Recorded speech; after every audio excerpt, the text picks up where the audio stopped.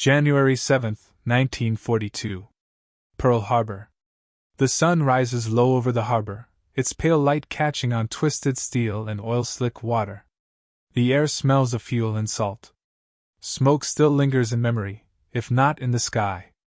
Beneath the surface, the water is unnaturally quiet. A battleship lies upside down, her hull exposed like a wounded animal, barnacles already beginning their slow climb. To many watching from afar, this wreck is not just a ship, it is a verdict. For the Japanese command, the scene appears decisive. In a single morning, the United States Pacific Fleet has been shattered at anchor. Battleships burn, aircraft smolder, and the symbol of American naval power lies broken in the mud. Reports flow back to Tokyo with confidence. The Americans, it is believed, have lost not only steel and men, but will. A nation built on industry and comfort, so the assumption goes, will recoil from such a blow. The wrecks at Pearl Harbor are expected to remain where they fell, sunken monuments to a rising empire's triumph. But history has a way of unfolding beneath the surface. The attack on Pearl Harbor was designed not merely to destroy ships, but to break momentum. Japanese naval doctrine understood the battleship as the heart of American sea power. Sink the battleships, and the Pacific becomes open water. In the days following the attack, Japanese intelligence analysts study aerial photographs showing overturned hulls and shattered superstructures. One image in particular circulates widely: a massive battleship, capsized, her red-painted bottom exposed to the sky. It is assumed unsalvageable. In Japanese planning circles, the wreck is quietly removed from future American order of battle calculations. The ship is considered dead. What the Japanese commanders do not hear, thousands of miles away, is the sound that begins echoing across Pearl Harbor only days after the attack: hammers striking steel, pumps churning, welding torches hissing in the humid air. From the American perspective, the scene looks very different. The United States Navy does not see wrecks. It sees problems to be solved. Even as the fires are extinguished and the dead are counted, salvage crews are already at work. Naval engineers, divers, shipfitters, electricians, men trained not for glory but for repair, are summoned from across the Pacific coast. They arrive with blueprints, pumps, and an assumption deeply rooted in American industrial culture: if something is broken, it can be fixed. At the center of this effort lies the overturned battleship. To the casual observer, she is a total loss. Her superstructure crushed, her hull torn open by torpedoes, her interior flooded and dark. But to the salvage officers, she represents something else entirely: a test. The battleship had been struck multiple times during the attack. Torpedoes tore through her port side. Bombs ignited fires deep within her compartments. As she began to list, crewmen fought to counterflood, but the damage was too severe. She rolled, slowly at first, then completely, trapping men inside as she capsized. When the attack ended, over 1,000 sailors were dead. The ship lay upside down in shallow water, her masts buried in mud. Japanese commanders believed this sight told the whole story. They underestimated what lay beneath the waterline: not just steel, but mindset. American Navy doctrine, shaped by decades of industrial expansion, placed enormous faith in logistics and recovery. The same factories that produced automobiles by the millions could be retooled for tanks, aircraft, and ships. More importantly, American planners believed that time favored them. As long as something could be raised, repaired, and returned to service, it represented not loss, but delay. The decision to salvage the capsized battleship is controversial even within the U.S. Navy. Some officers argue it is a waste of resources.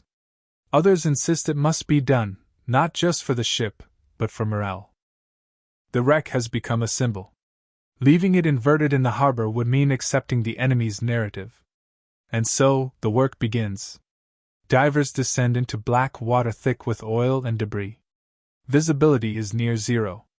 Inside the hull, twisted metal blocks passages. Air pockets hold the remains of trapped sailors. Each dive is physically and emotionally exhausting. Bodies are recovered when possible. When not, they are left undisturbed, the compartments sealed out of respect. The salvage effort becomes, in part, an act of remembrance. The Japanese expectation is simple: Americans will cut their losses. The American reality is far more complicated. Over months, engineers study the hull. They patch holes from the outside using massive steel cofferdams. Pumps are installed to remove millions of gallons of seawater. Air is slowly forced into compartments to regain buoyancy. The ship does not move quickly. Inch by inch, degree by degree, she resists. One sound becomes constant throughout the harbor: the rhythmic thrum of pumps. Day and night, they operate without pause. The sound carries across the water, echoing off hillsides. It becomes the heartbeat of the salvage effort, a mechanical reminder that the work is ongoing, relentless. That sound is not heard in Tokyo. Japanese intelligence continues to monitor Pearl Harbor, but priorities shift. Attention moves south, towards Southeast Asia and the resource-rich territories that now fuel the empire. The overturned battleship fades from reports. She is assumed forgotten. Then, months later, something unexpected happens. The hull begins to move. On a carefully planned day, with tides calculated and ballast adjusted, engineers initiate the final phase. Water is pumped out faster than it seeps in. Air pressure increases. Slowly, almost imperceptibly, the battleship begins to roll. Observers on shore watch in silence as thousands of tons of steel respond. The exposed red hull disappears beneath the surface. The ship settles upright, scarred but alive. For the men who witness it, the moment is overwhelming. This is not a launch or a victory at sea. It is resurrection. The battleship is not ready to fight. Far from it. She must be dry-docked, rebuilt, modernized. Her guns are obsolete. Her armor needs reinforcement. But she floats. And that alone shatters an assumption held by the enemy.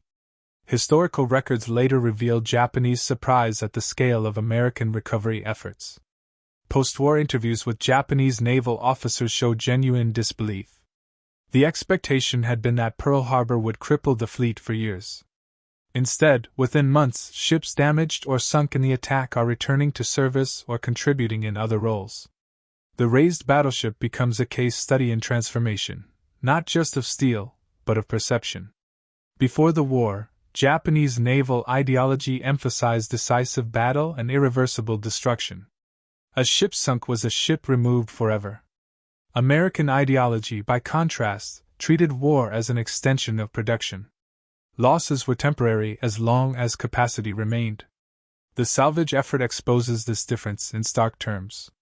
The battleship undergoes reconstruction. Her interiors are gutted. New wiring replaces scorched cables. Anti-aircraft guns multiply across her decks, reflecting lessons learned the hard way. Her propulsion systems are repaired. She emerges not as she was, but as something new, stronger, more adaptable. Throughout this process, the sound of machinery never stops. Welders spark. Rivets hammer home. Cranes swing heavy loads into place. The harbor becomes a living factory. That sound, the steady rhythm of work, becomes symbolic. It represents American abundance not in food or luxury, but in capacity. The ability to mobilize resources, labor, and time on an almost unimaginable scale. Where others see an endpoint, Americans see a process. By the time the battleship sails again, the war has changed. Aircraft carriers dominate the Pacific. The era of the battleship as supreme weapon is fading. Yet the ship's return carries weight beyond tactical relevance. She is sent into combat zones not because she will decide battles, but because she embodies a message. She participates in bombardments. Her guns fire in support of amphibious landings. Each salvo echoes with irony. A ship once declared dead now contributes to the very campaign meant to follow her destruction. Japanese sailors encounter this reality gradually. Reports filter through of American ships appearing where they were not expected. Numbers grow. Replacement vessels arrive faster than losses can be inflicted. The psychological impact is profound. The assumption that American morale would collapse proves false. Instead, resistance hardens. Post-war testimony from Japanese officers reflects a dawning realization. One naval staff officer later notes that the industrial recovery at Pearl Harbor should have been a warning sign that the United States possessed not just material strength, but an ideology rooted in renewal. Where destruction was final in one worldview, it was merely a challenge in another. The battleship's raised hull becomes, in hindsight, a quiet turning point. Not because it won a decisive engagement, but because it revealed a deeper truth. The war would not be decided by single blows or symbolic victories. It would be decided by endurance, logistics, and the capacity to rebuild faster than the enemy could destroy. The recurring sound of pumps and machinery continues long after Pearl Harbor fades from headlines. It echoes in shipyards across America, in factories producing steel, in rail yards moving supplies, in training camps preparing replacements. It is the sound of a society organized for sustained effort. In the final months of the war, when American fleets dominate the Pacific and Japanese cities lie in ruins, that sound has become invisible, assumed, omnipresent. But its origin can be traced back to that quiet harbor, and to a wreck that refused to remain a wreck. The epilogue of this story is not written in triumph, but in reflection. The raised battleship reminds us that freedom and abundance are not abstract ideals. They are expressed through systems, through the willingness to invest in recovery, to value human skill, and to believe that tomorrow can be rebuilt from today's wreckage. Where one side laughed at a sunken ship, the other side listened to the hum of pumps and kept working. Steel can be twisted. Ships can be overturned. But an ideology rooted in renewal is far harder to bury. And in the end, it was not the wreck itself that mattered most, but the decision to raise it. January 8, 1942. Pearl Harbor again, but now under a different kind of silence. The fires have gone out. The dead have been counted. The water has settled, dark and opaque, hiding what remains beneath. What looks calm on the surface masks a graveyard of steel. Battleships lie crippled, their decks submerged, their hulls pierced and torn. Among them rests the most humiliating sight of all, an American capital ship overturned completely, her massive belly exposed to the sky like a helpless carcass. From the perspective of the Japanese combined fleet, this image confirms everything they believe. Naval attaches study the photographs. Analysts circle the inverted hull with grease pencils. This is not damage, they conclude. This is annihilation. No navy in the world, they believe, can raise a battleship once it has been flipped and drowned in harbor mud. The wreck becomes a quiet joke inside Japanese naval circles, a symbol of American excess undone by precision and resolve. Japanese war planners had been educated in a doctrine where destruction was permanent. A sunk ship was erased from history. The industrial limits of Imperial Japan reinforced this belief. Salvage on such a scale was inconceivable within their own logistical reality. Therefore, they assumed the same limits apply to their enemy. This assumption will haunt them. At Pearl Harbor, American naval leadership does not argue about whether the wreck can be raised. They argue only about how long it will take. The question is not philosophical. It is practical. Engineers calculate tonnage. Divers measure angles. Mathematicians estimate buoyancy. What Japanese commanders see as a corpse, American planners see as a mechanical problem. The battleship's hull weighs tens of thousands of tons. Inside, compartments are flooded with seawater, oil, fuel, and debris. Torpedo holes gape open along her side. The superstructure has collapsed inward. The harbor floor itself has swallowed parts of the ship. Any attempt to raise her risks breaking the hull apart entirely. Yet the decision is made. U.S. Navy salvage doctrine, refined through decades of peacetime accidents and wartime losses, treats recovery as a form of combat. The enemy may have delivered the blow, but the counterattack comes in the form of labor, patience, and relentless pressure. The salvage crews are not glamorous. They will not be celebrated in headlines. But they are essential. Divers begin descending almost immediately. They enter a world without light. Inside the hull, the air is thick with oil and decay. Their hands move by memory alone. Tools scrape against steel. Each compartment is mapped, labeled, stabilized. Explosives are carefully placed to remove wreckage blocking access points. Every step is recorded. Every measurement logged. The work is slow. Painfully slow. Japanese intelligence continues to monitor Pearl Harbor sporadically. They note activity but interpret it as cleanup, not resurrection. Their strategic focus has moved on. The Pacific War expands rapidly. Singapore falls. The Philippines are encircled. Victories accumulate. The American fleet, they assume, will take years to recover, if it ever does. What they fail to recognize is the scale of American commitment unfolding in plain sight. By mid-1942, Pearl Harbor resembles a floating industrial complex. Barges crowd the harbor. Cranes loom over the wrecks. Temporary power stations hum day and night. The sound becomes constant, pumps draining water, generators feeding electricity, welding torches slicing through steel.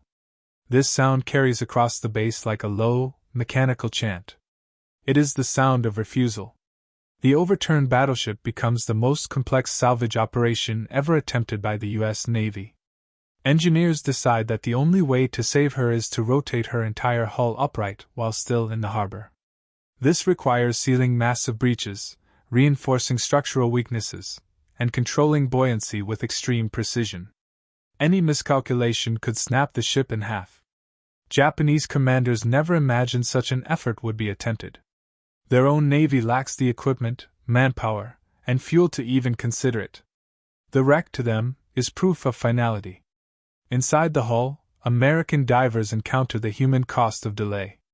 Trapped compartments still contain remains. Time has erased the possibility of rescue, but not the obligation of dignity. When bodies cannot be removed safely, the compartments are sealed permanently. Small plaques are affixed. The wreck becomes, temporarily, a tomb. This reality only strengthens American resolve. Salvage is no longer just about steel. It is about meaning. As months pass, the battleship begins to respond. Cofferdams are bolted over torpedo holes. Pumps operate continuously, forcing water out faster than it can seep back in. Air pressure increases. The ship shifts slightly, almost imperceptibly at first. Engineers measure progress in degrees, not meters. Japanese naval staff continue to believe Pearl Harbor is strategically neutralized. They base fleet movements on the assumption that American battleship strength is permanently reduced. This assumption shapes Japanese operational planning throughout 1942. It is a fatal miscalculation.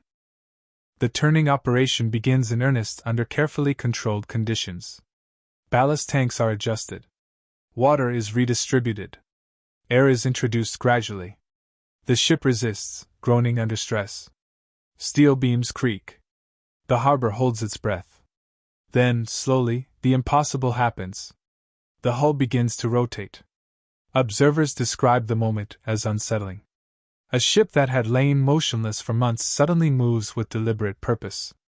The red-painted underside disappears beneath the surface. The superstructure rises. Water cascades off the decks. The battleship returns to an upright position, not gracefully, but unmistakably alive. No guns fire. No flags wave. Yet the moment carries enormous weight. For the first time since the attack, the visual narrative of Pearl Harbor changes. The enemy's greatest trophy is gone. In its place stands proof of recovery. Japanese commanders do not immediately learn the full truth. Reports are delayed, fragmented. Some dismiss them as exaggerations. Others assume the ship will never sail again. But American intentions are already clear. The battleship is dry-docked.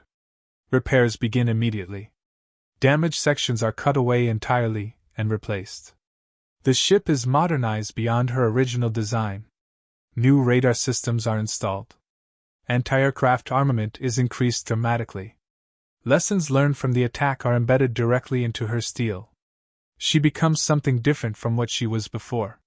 This transformation reflects a deeper ideological divide.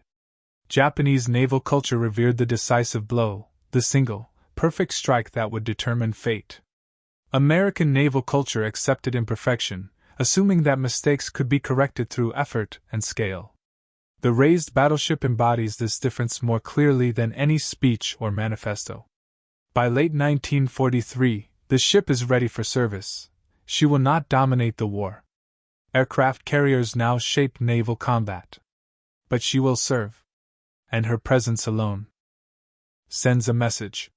A ship written off as destroyed now sails under her own power. Her guns fire in support of American landings. Her silhouette appears where Japanese planners had assumed absence. The laughter that once accompanied her wreck fades into disbelief. Post-war Japanese naval memoirs reveal quiet acknowledgement of error. Several officers admit that Pearl Harbor's aftermath was misunderstood, that American salvage operations should have been treated as indicators of industrial depth rather than cosmetic repair. The raised battleship becomes, in hindsight, an early warning of a war Japan could not sustain. The symbolic object of this story is not the battleship itself, but the sound that surrounded her recovery, the continuous mechanical rhythm of pumps and machinery. It represents abundance not as excess, but as capability. The ability to mobilize resources endlessly. To replace loss faster than it can be inflicted. That sound echoed far beyond Pearl Harbor. It echoed in American shipyards producing vessels faster than Japan could sink them. It echoed in factories turning out aircraft by the thousands. It echoed in the quiet certainty that time favored those who could endure. When the war ends, the battleship's story fades into footnotes. She is eventually decommissioned. Her steel is recycled. But her legacy remains embedded in the larger narrative of the war. Japanese commanders once laughed at a wreck they believed would never rise. They mistook destruction for finality. They mistook industrial patience for weakness. What they buried was not just a ship, but an assumption. And when that assumption surfaced, dripping with harbor water and reinforced steel, it revealed the larger truth of the 20th century. Wars are not won solely by who strikes first, but by who can rebuild after the strike.